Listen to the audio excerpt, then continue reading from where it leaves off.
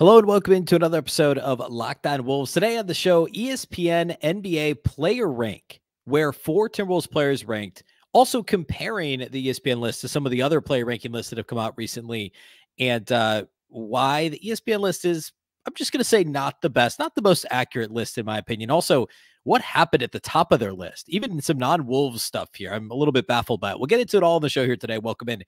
You are Locked On Wolves.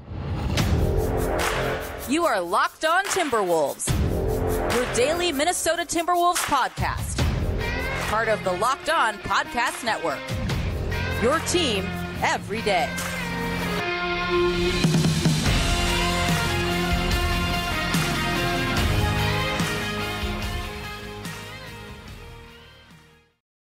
And welcome to the Locked On Wolves podcast, part of the Locked On Podcast Network, your team every day. My name is Ben Beecken. I'm the host of Locked On Wolves. Today's episode is brought to you by FanDuel Sportsbook, official sportsbook of Locked On. Make every moment more. Right now, new customers can bet $5 and get $200 in bonus bets guaranteed. Visit FanDuel.com/LockedOn to get started. Happy Friday, everybody. Happy weekend. And a big thank you for making Locked On Wolves your first listen every day. Of course, this show is free and available everywhere, including YouTube, as well as all of your favorite audio platforms, wherever you like to listen to podcasts.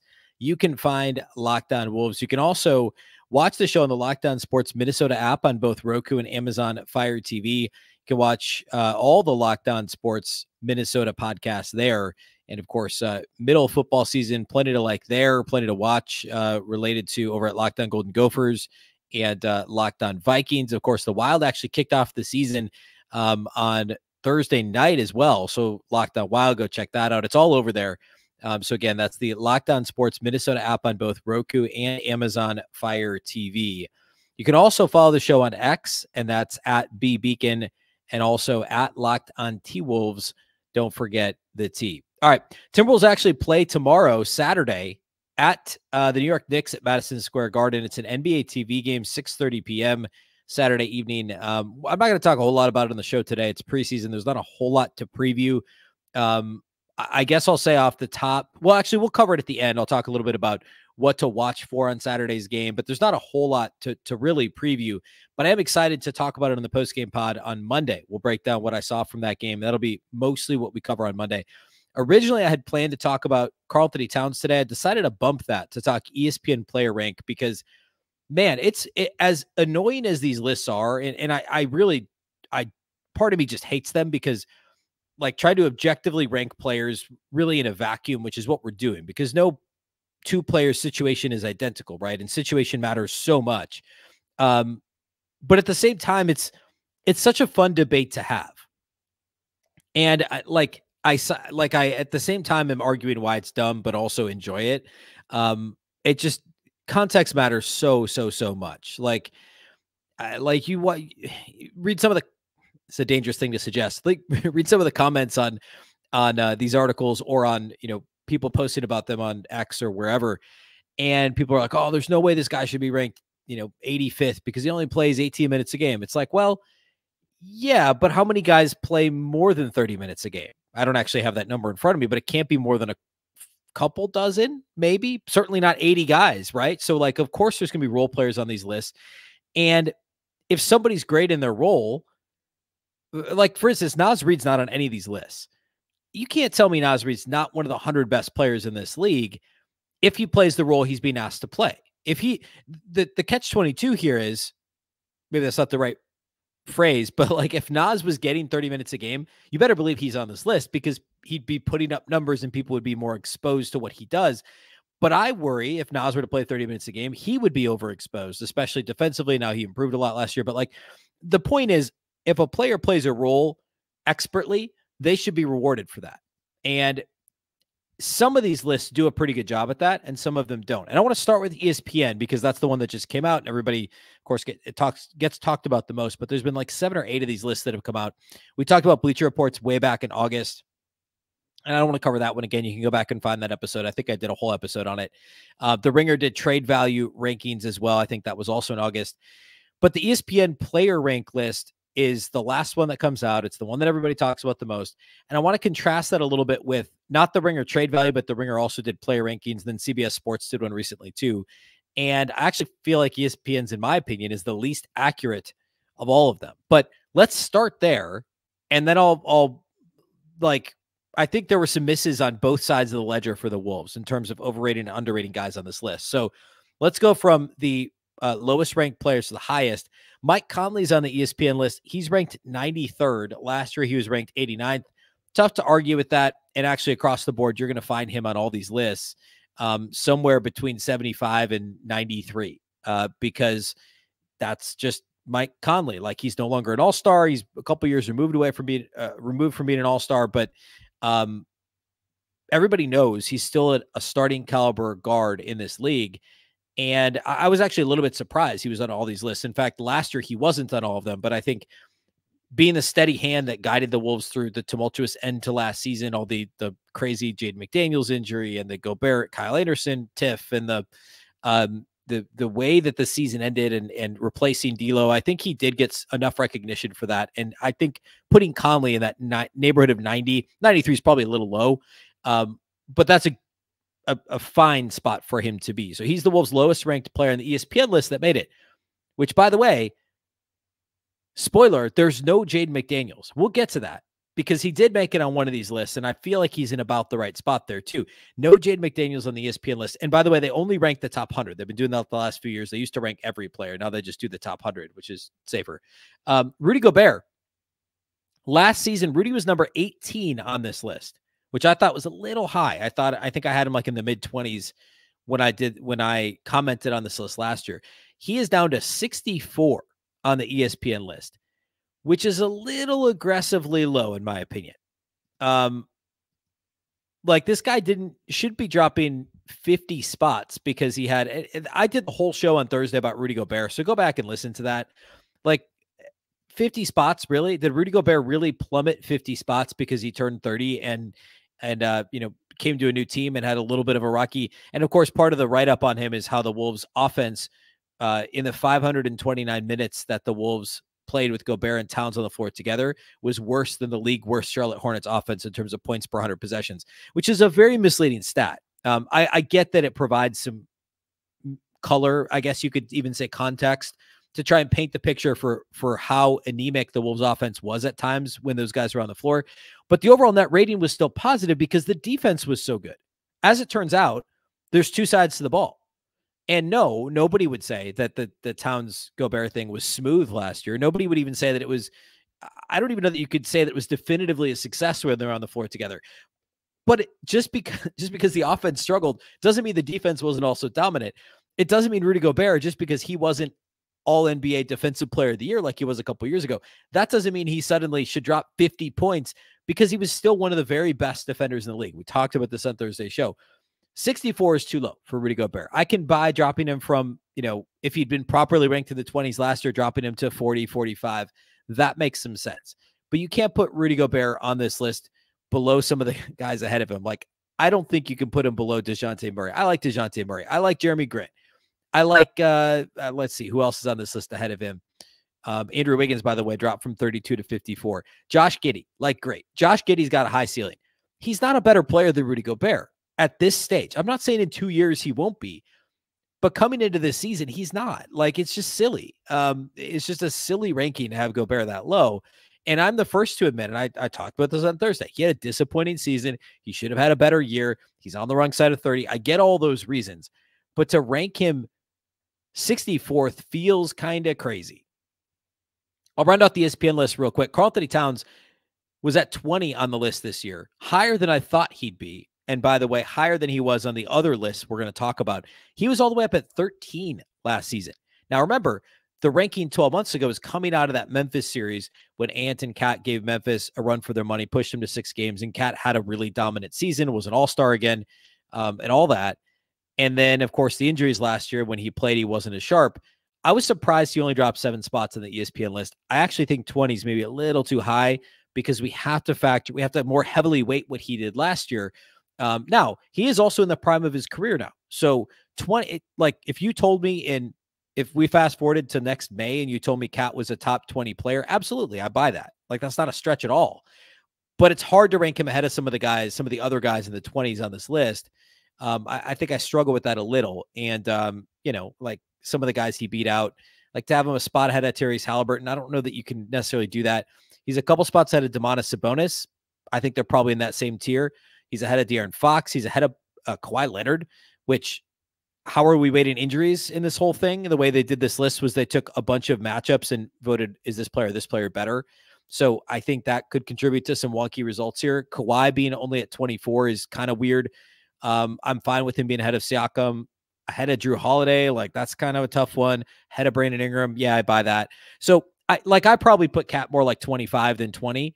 I'd also have Rudy about 15 spots higher than he is too. I'd have Cat about 5 spots lower. So it's tough to get too upset about it. Let's talk about Ant next, where he landed. And then I'll give some color related to the Ringers list as well as CBS Sports' list. And I'll kind of give the neighborhood where I'd have everybody and which list I think was the most accurate. So we'll do all that here next.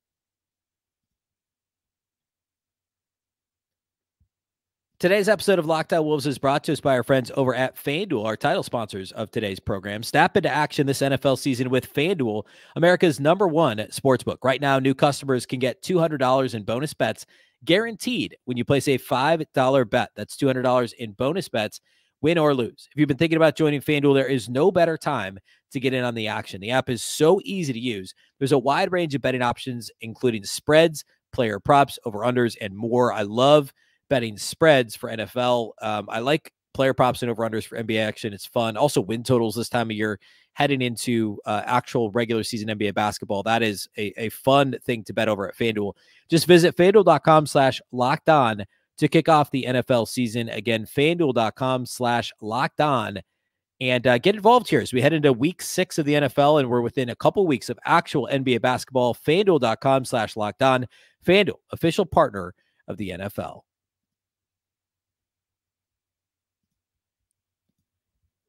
All right, Anthony Edwards on NBArank on ESPN this season jumped from last year where he was 25th. Remember, Cat was 20th last year. Ant was 25th. Cat dropped from Cat was 13th last year. Ant was 25th. Cat dropped from 13th to 20th. Ant rose from 25th to 13th, where Cat was last year. A shockingly high ranking. I thought there was a pretty good shot he'd be in the top 20. I think, my number, we'll talk about my number here in a little bit, which I still think might have been a little bit high. Because remember, this is based on where they're at now. It's not like, hey, will he be the 13th best player at the end of the season? That's not necessarily how this list works. Because if you told me it was the 13th best player by April, May, June of next year, I could buy that. I think that's 100% in the realm of possibilities. I think I even said the other day, like, there's a chance he's a top 5 player at the end of the season. Like, that leap could happen. It's not a great chance, but it's possible. But he's 13th right now on this list. He rose 12 spots. And the reason, of course, it talks about his first All-Star appearance, the leading scorer on Team USA. And then it talks about, is he ready to make the leap as an All-NBA player? Remember, he just signed that max rookie extension, so he adds like $40 million plus if he makes an All-NBA team. So he's motivated to do just that. But 13th in the league, that is pretty aggressively high. That's ahead of Damian Lillard. Is Anthony Edwards better than Damian Lillard sitting here right now today on October 13th, 2023?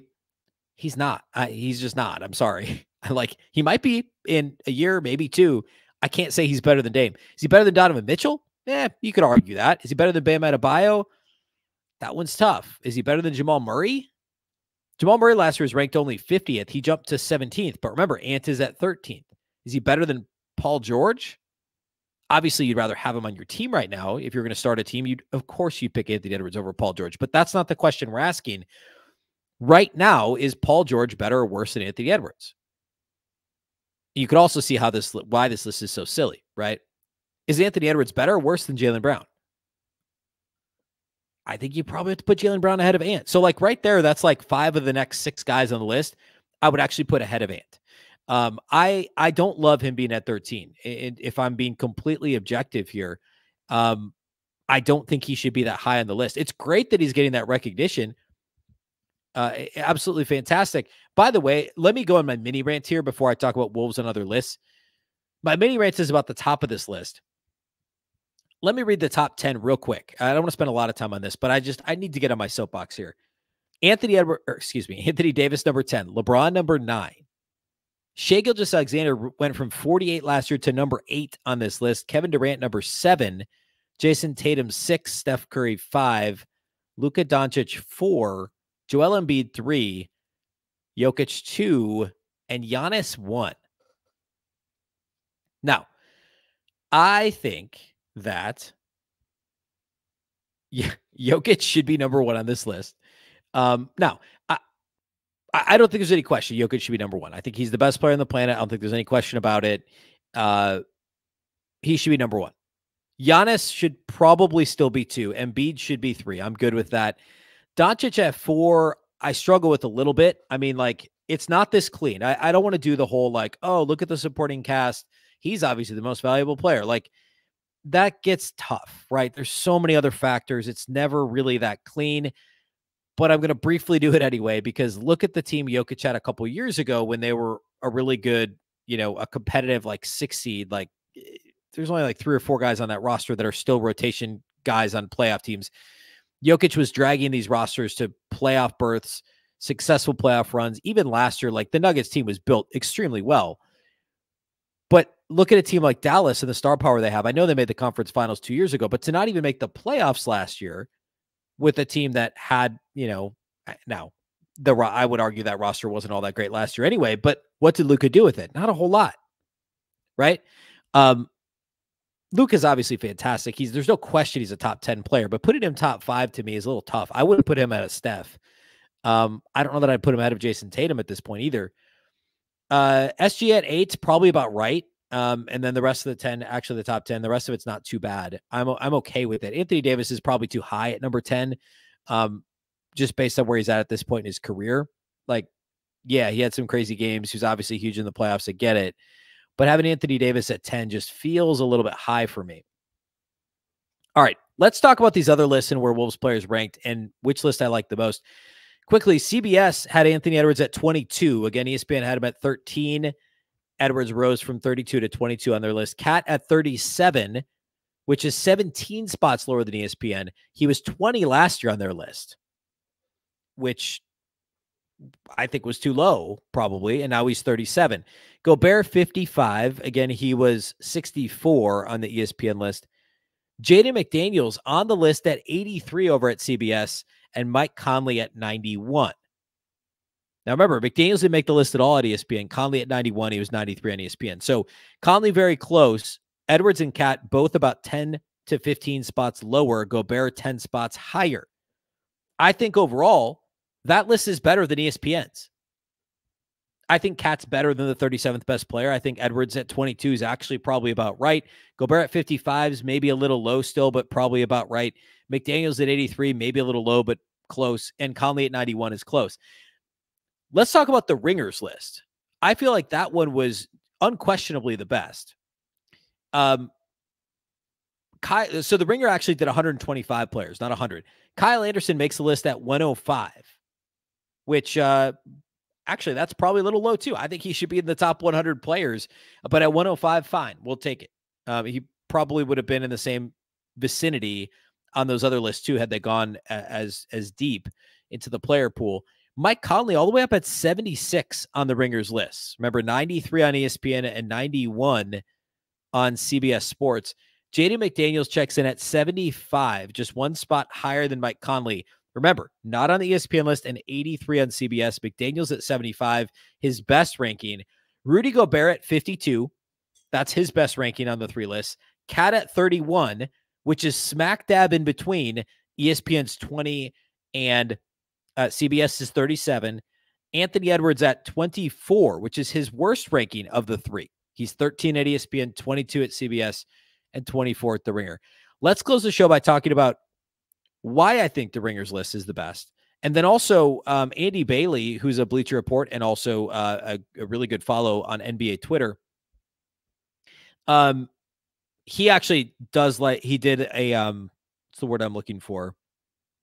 kind of aggregate. I guess he kind of aggregated it. I don't know. He took the accumulative, I guess is probably a better word, all of the different rank lists, 7 or 8 of them, and combined them into 125 players and based on their average rank. So I'm going to touch on that related to Wolves players here in a second, and also give my reasoning for why I like the Ringers list the most.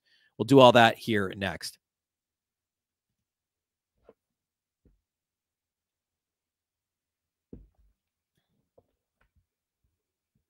All right, let's close the show today by talking about the Ringers NBA rank list. I think it is by far the most accurate of them.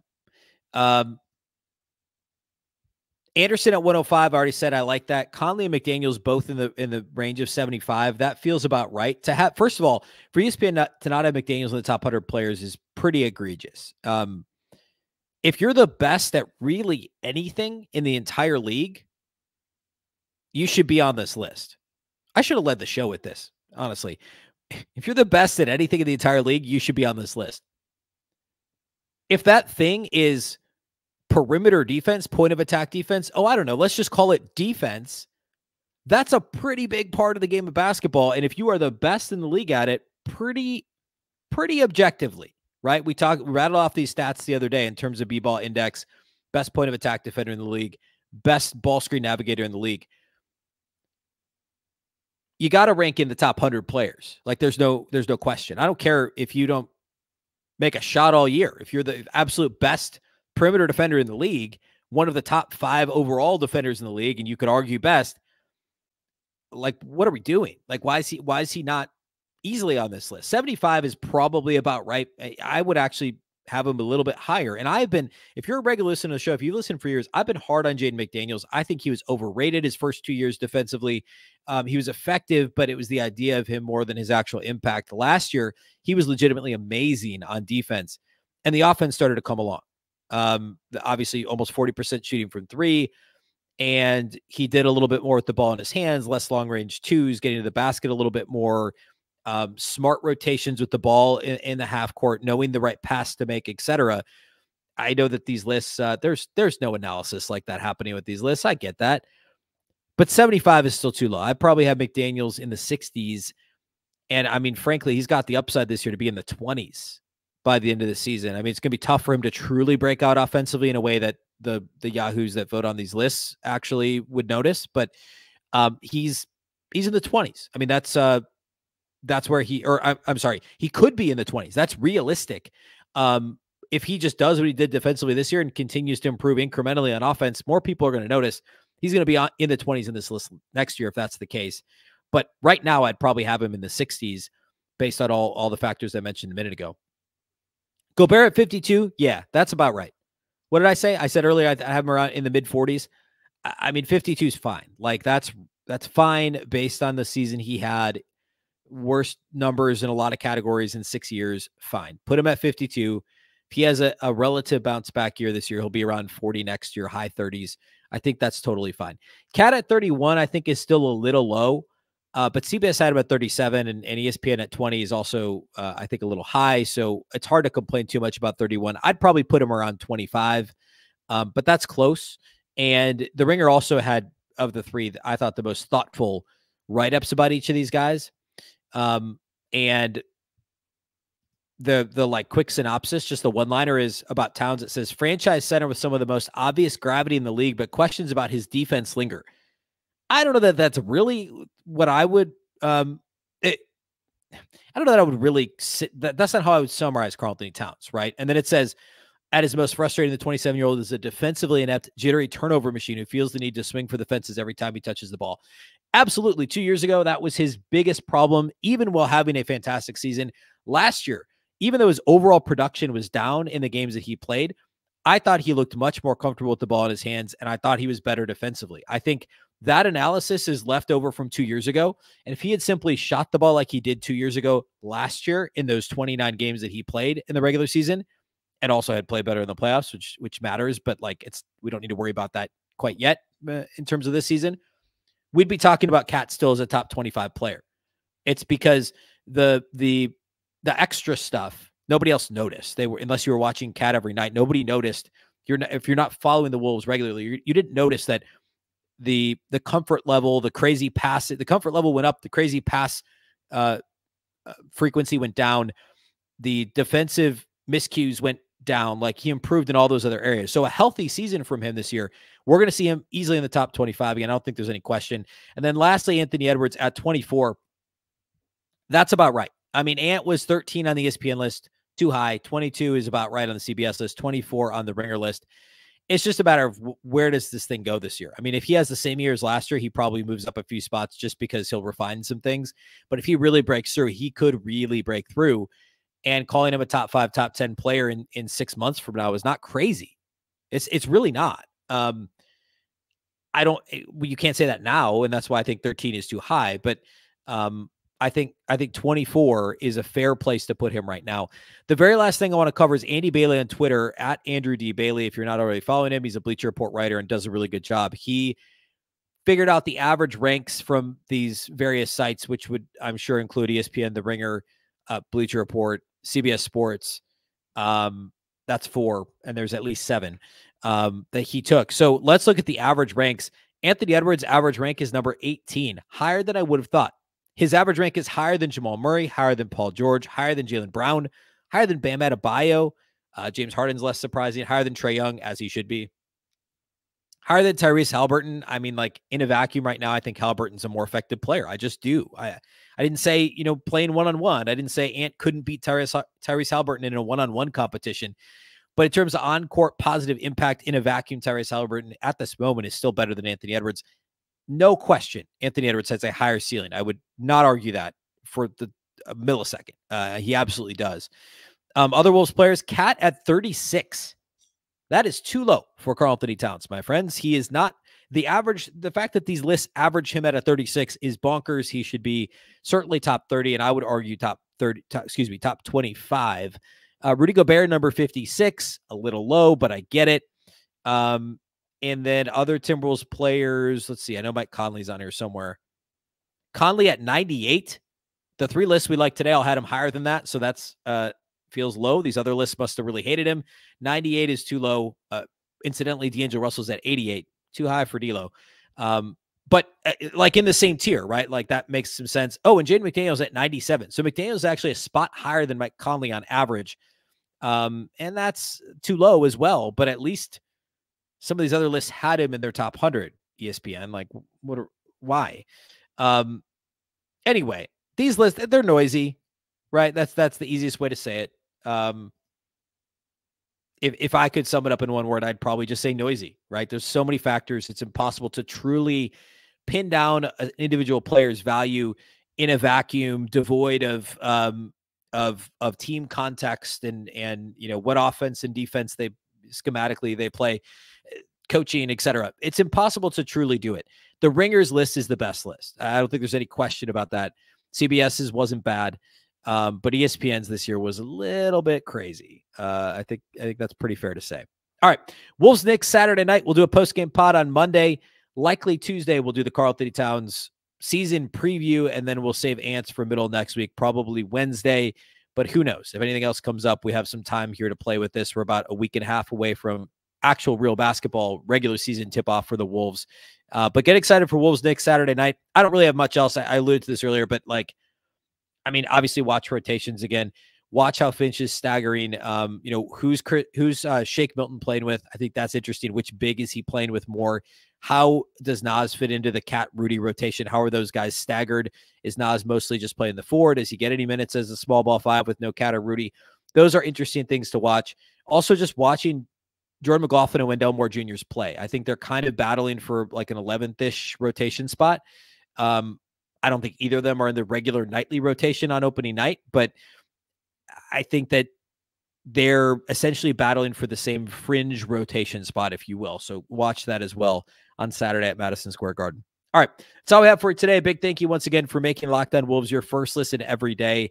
Of course, you can listen to the show wherever you listen to podcasts. It's free and available everywhere. That also includes YouTube.